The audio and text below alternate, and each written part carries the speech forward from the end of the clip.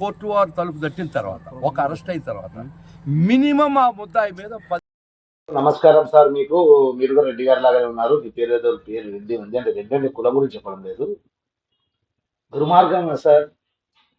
అంటే ఇంట్లో అమ్మాలని పెళ్ళాలని బిడ్డల దగ్గరికి పోయినప్పుడు మీరు ఏడ పడుకోవచ్చు సార్, నిద్రపోయింటారు సార్. లాయర్ గారు మిమ్మల్ని అనవసరం కూడా నాకు తెలియదు, నేను పెద్దగా చదువుకోలేదు సార్.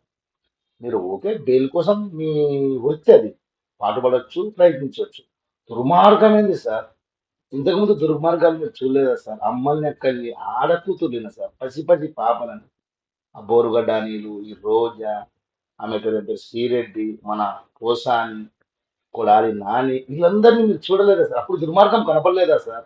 సార్ న్యాయంగా బతుకుదాం సార్. ఏ పాట అయినా కానీ సార్, జగన్ సార్ కావచ్చు, చంద్రబాబు కావచ్చు, పవన్ కళ్యాణ్ సార్ కావచ్చు, న్యాయంగా ఒకటే అమ్మ నాన్న పుట్టినప్పుడు న్యాయంగా మాట్లాడాలి సార్. అది వృత్తి ఏదైనా కానీ సార్.